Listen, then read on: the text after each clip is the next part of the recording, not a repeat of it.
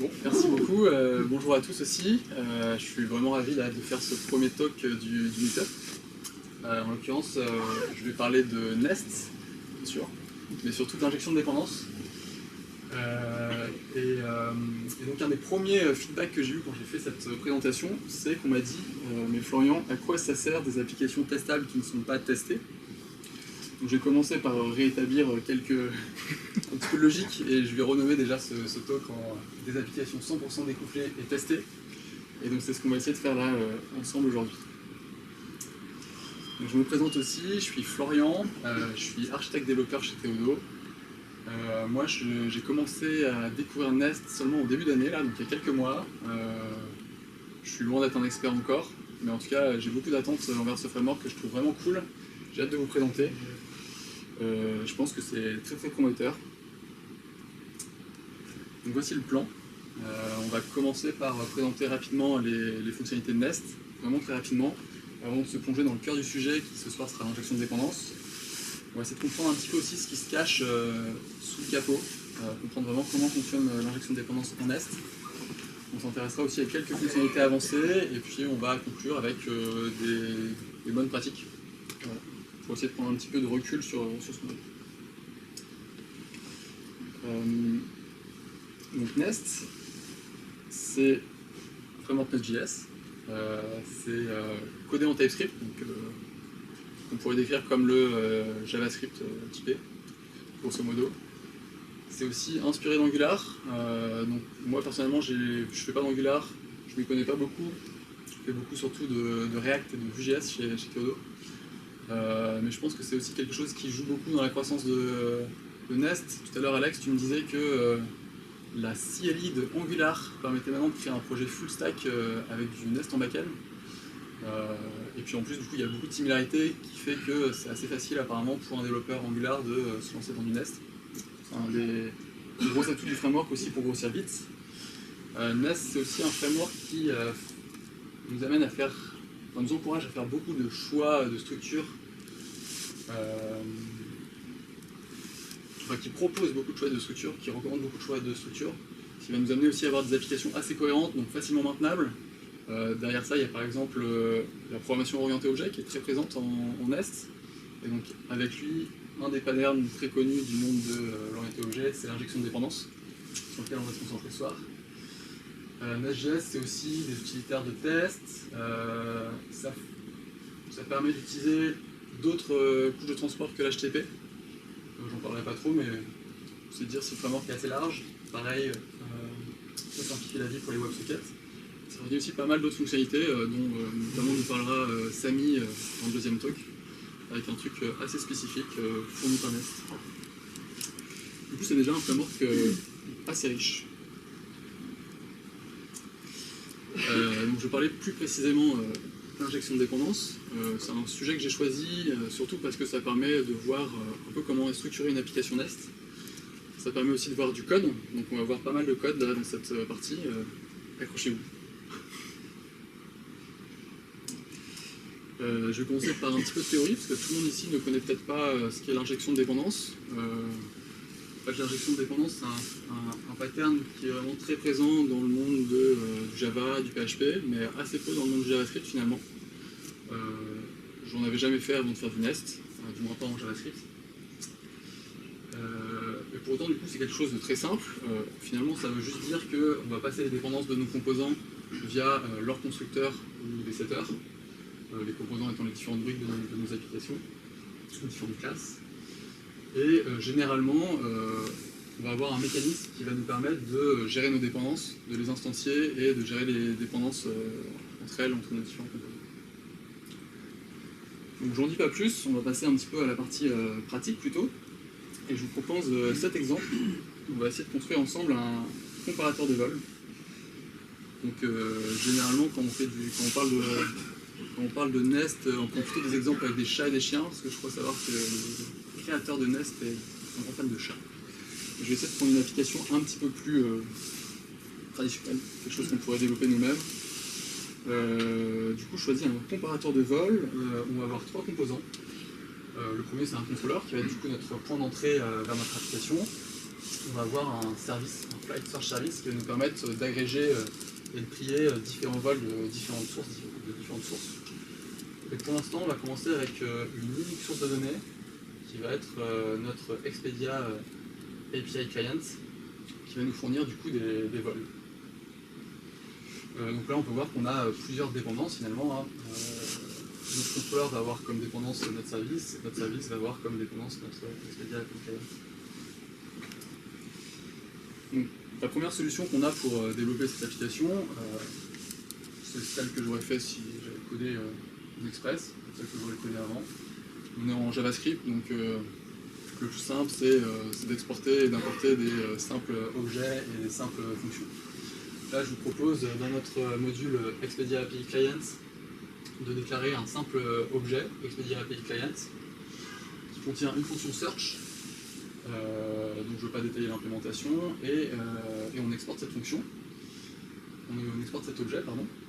Cet objet, je l'importe ensuite dans mon Flight Search Service et je vais pouvoir du coup l'utiliser simplement dans une fonction de mon objet Flight Search Service ici. Première solution simple, sans injection de dépendance bien sûr. Deuxième solution, cette fois-ci on va créer des classes, on va faire de l'orienté objet. Donc là on va utiliser des classes, des classes JavaScript. Donc cette fois-ci je vais transformer mon Expedia API Client en classe. Classe que je vais importer ici là, dans mon Flight Search Service. Et dans le constructeur de mon Flight Search Service, qui devient aussi une classe, je vais instancier un objet de classe Expedia API Client pour pouvoir l'utiliser ensuite dans ma fonction. Donc, finalement, les solutions 1 et 2 ne sont pas si différentes, du moins d'un point de vue testabilité, mais je voulais présenter les deux pour arriver du coup progressivement à la question de l'injection de dépendance. Où on arrive justement avec une solution 3. Cette fois-ci, on va alors ajouter plusieurs choses. Donc, premièrement, on a dit que l'injection de dépendance, c'était passer les dépendances via le constructeur, par exemple. Donc, c'est ce qu'on va faire ici. Expedia API Clients et un paramètre du constructeur de ma classe Flight Search Service. Je vais rajouter quelque chose aussi qui est une annotation nest, c'est ce @injectable ici, qui va nous permettre de déclarer Expedia API Client comme provider, en tout cas quelque chose qu'on va pouvoir, que Nest va pouvoir injecter dans notre classe. Et ensuite, je vais devoir configurer un module. Alors, un module Nest, c'est ce qui va nous permettre de définir un scope pour nos providers. Donc, sauf si j'exporte explicitement un provider, seuls les autres composants de mon module pourront y accéder. Donc ici, je me retrouve avec un module Nest avec deux providers, donc mon Flight Search Service, que j'ai aussi déclaré en tant que provider, avec mon annotation, et mon Expedia API Client.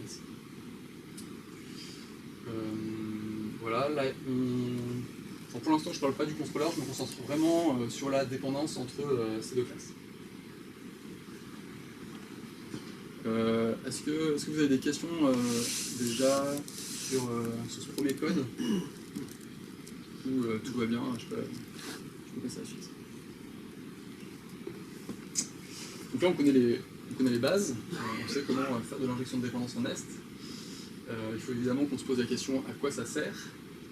Donc l'injection de dépendance, ça sert à un objectif principal, c'est réduire le couplage entre les composants, c'est-à-dire faire en sorte que si on modifie une partie du code à un endroit, ça n'impacte pas le code ailleurs. Par exemple, on peut le voir là sur l'exemple 2, où je vais avoir du coup mes deux classes qui sont assez fortement couplées. Si par exemple mon Expedia API Client doit prendre un paramètre à l'avenir, par exemple de la config, ça va pas mal impacter le code de mon Flight Search Service que je vais devoir du coup retoucher. Petit exemple assez simple, mais qui nous permet d'introduire la notion. Et un deuxième point sur lequel on va beaucoup se concentrer, c'est la testabilité. Parce que donc, du coup, des composants qui sont bien indépendants les uns des autres, c'est des composants qu'on peut aussi tester indépendamment les uns des autres. Et tester des petites briques de code, c'est toujours plus simple que de tester des grosses applications. Donc avoir des applications moins couplées, ça va nous permettre de mieux les tester.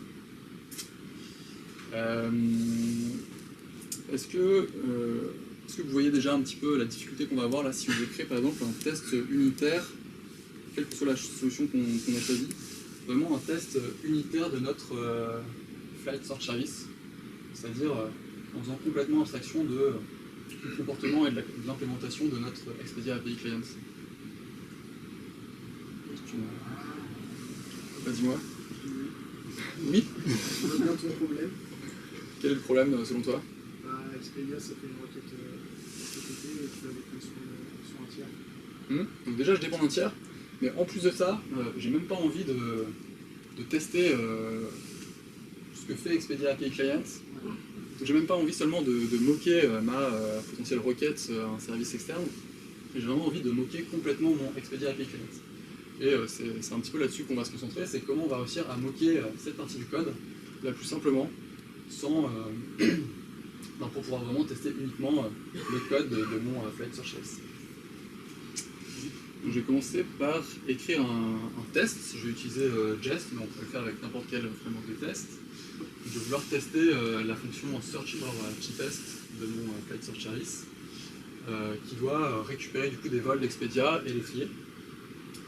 Donc on a dit qu'on voulait moquer notre Expedia Client. Du coup, je vais supposer que Expedia Client me renvoie quelque chose, je ne sais pas encore, mais toujours est-il que ce que je m'attends à voir à la fin, c'est un tableau avec deux vols, un à 300 €, un à 400 €, qui vont être triés. Du coup, triés par ordre croissant, donc le 300 au premier, le 400 au deuxième.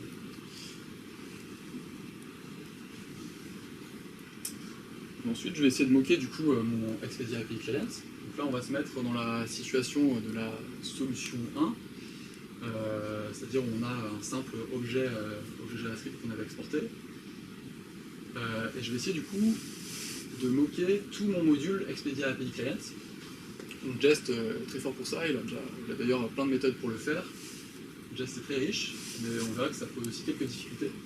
Et donc là, je vais créer mon mock, c'est-à-dire un objet tout simple qui me renvoie, qui implémente aussi une fonction search, cette fois-ci toute simple, et qui va me renvoyer deux vols, un à 400 €, un à 300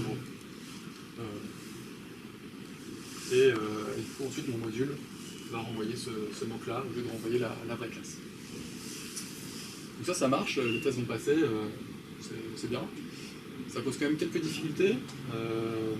Nous, en tant que développeurs, nous bloquer un petit peu dans l'écriture de tests. La première, c'est que c'est pas toujours si simple de connaître le scope d'un mock avec Jest. C'est plus forcément trop quand un module est le bon et quand il l'est pas, notamment si on a des tests assez longs. Et puis ensuite, Jest, c'est vraiment quelque chose de très riche, avec beaucoup de façons de moquer des objets et des modules. On peut rapidement s'y perdre et rapidement se convaincre qu'il n'y a peut-être pas besoin de tester finalement.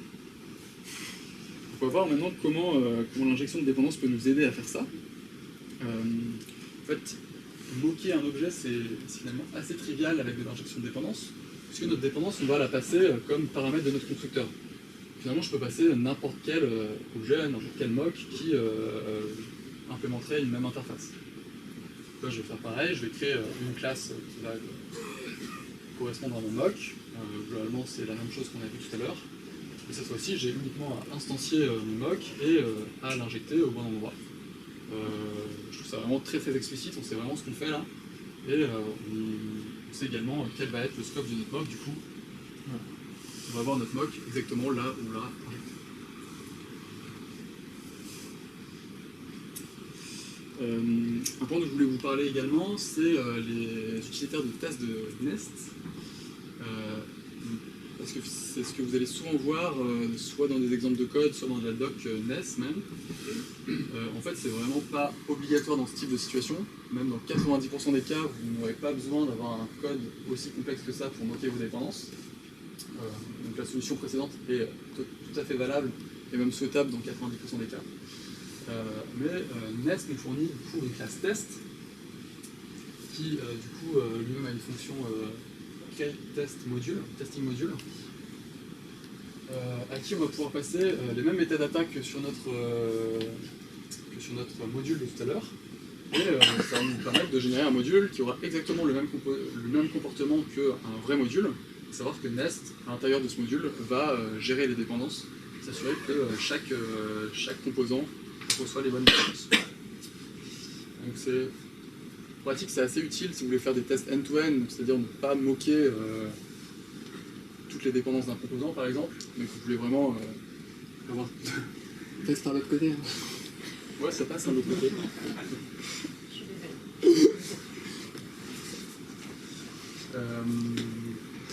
Je ne rentre pas plus du coup dans le détail de ce code parce qu'il y a des choses qu'on n'a pas encore vues mais qu'on va voir bientôt là dans quelques slides.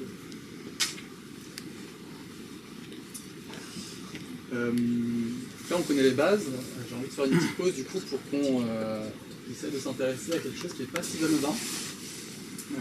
Ce quelque chose c'est l'auto-wiring.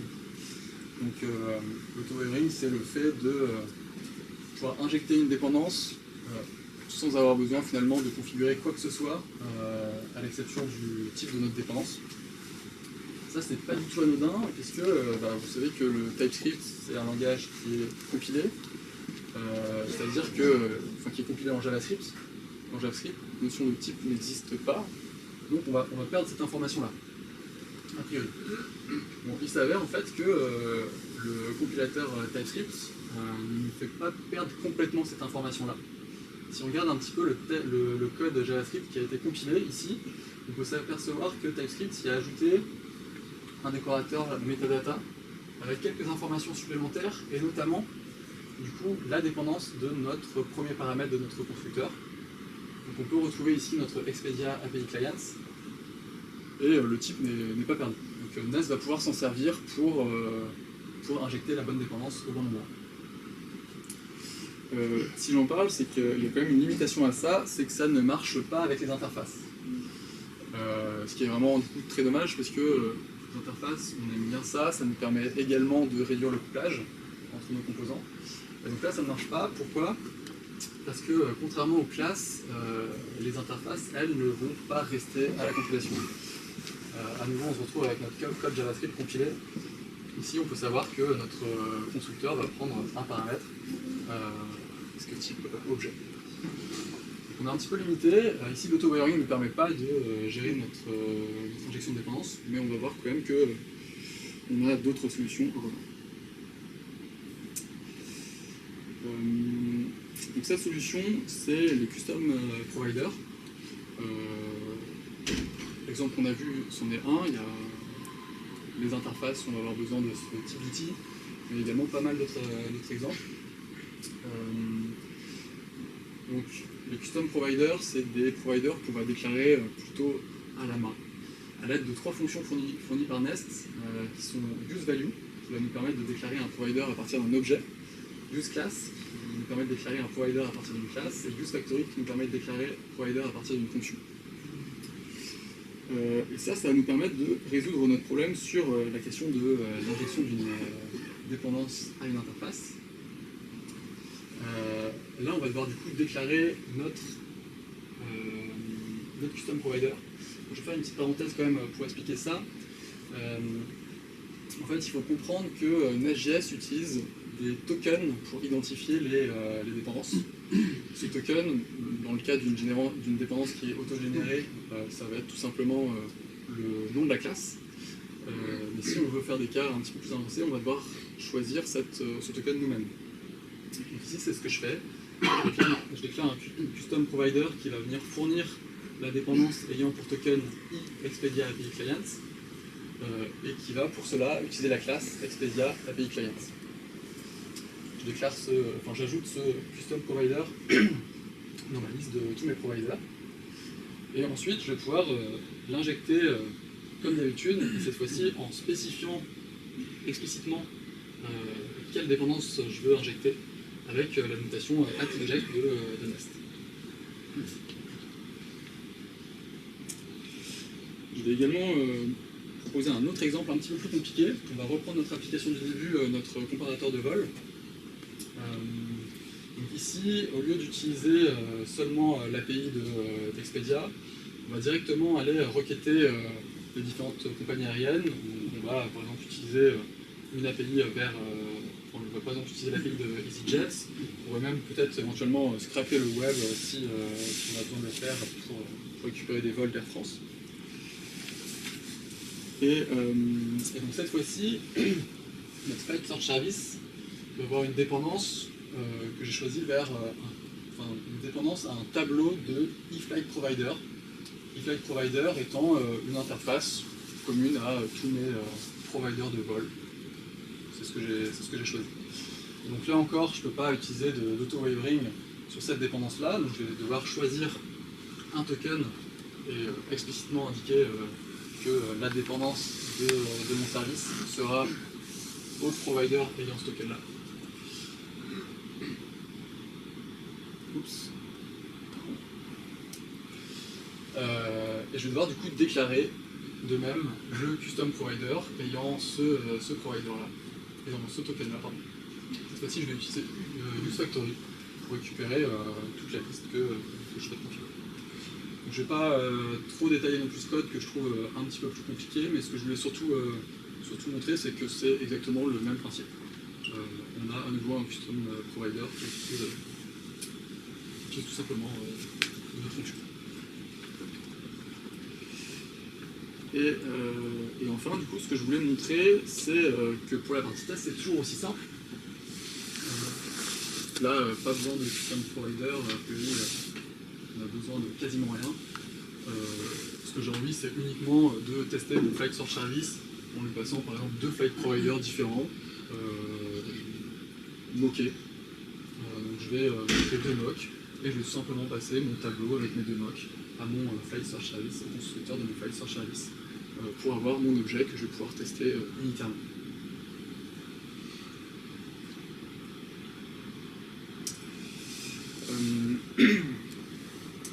On va parler de quelques bonnes pratiques pour essayer de prendre du recul sur ce qu'on a pu voir. En l'occurrence, je vais commencer par une petite parenthèse sur les dépendances circulaires. Donc là, je vais essayer de créer une dépendance circulaire entre mon Flight Search Service et mon Expedia API Client. Flight Search Service a pour dépendance Expedia API Client, qui lui-même a pour dépendance Flight Search Service. On va voir si ça marche. En l'occurrence, non, ça ne marche pas. Donc là, si on essaye de lancer cette application, elle va crasher au lancement. Donc Nest ne peut pas résoudre mes dépendances dans ce cas-là. Pourtant, Nest fournit quand même des utilitaires permettant de le faire, avec cette petite fonction forwardRef qui va me permettre de dire à Nest fais-moi confiance, la dépendance finira par arriver. Donc en pratique, ça marche. Pouvoir créer des injections de dépendance, et c'est même assez pratique. Hein. J'ai aussi eu l'occasion de m'en servir sur des dépendances circulaires que je n'avais pas réussi à anticiper et que je n'avais pas le temps de refactorer. Mais malgré tout, je voulais vous rappeler que ça ne reste pas une très bonne pratique et qu'il faut que vous continuez à la considérer comme une dette technique en attendant de pouvoir découper mieux vos services. La dernière question que je voulais qu'on se pose, c'est est-ce que l'injection de dépendance en Node.js c'est pas un peu overkill? Je ne sais pas si vous avez déjà eu le temps de vous faire une opinion, soit sur les projets que vous avez pu bosser, soit pendant cette présentation. Moi je pense personnellement que ça l'est un peu, mais en l'occurrence, je note aussi que Nest permet vraiment d'avoir cette injection de dépendance à un relatif faible coût. Pas besoin notamment d'écrire beaucoup de configurations pour avoir de l'injection de dépendance. Donc c'est quand même quelque chose que j'admire et qui me donne envie d'utiliser. Surtout, le gros point, c'est que c'est un pattern qui est extrêmement connu et maîtrisé par les vrais développeurs back-end.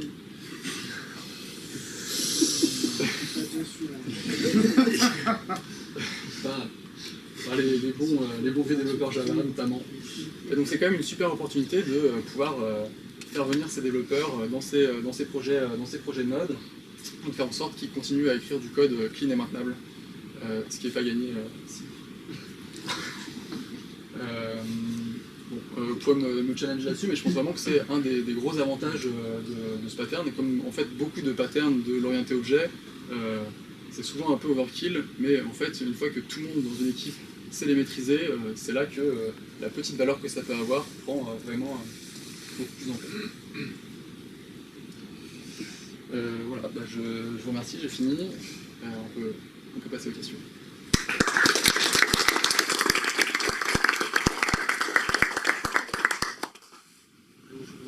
Ouais. Tout à l'heure, tu montrais que tu pouvais register ta dépendance avec un token et faire le use class. C'est une chaîne de caractères, est-ce que tu peux utiliser un symbole à la place? Un peu bonne question, j'en ai aucune idée. Parce que c'est ce que fait Inversify, ils utilisent des symboles pour que ce soit réellement considéré comme une utilité. C'est pour ça que je pose la question de savoir si le fait aussi. Je suppose que oui, mais je n'ai pas cette prétention. Ok, toujours utiliser des strings, jamais de symboles, ça serait effectivement assez intéressant. Ouais. C'est une sécurité de plus. En fait. Pour éviter les fails, si jamais quelqu'un utilise le même nom sans savoir, tu vois. J'ai l'impression. Je sais pas. Je sais pas, justement. Si, ça marche. Ouais. Ça fonctionne, hein. Ok. Cool. D'autres questions? On passe au deuxième talk, au talk de Samy du coup. Merci beaucoup encore.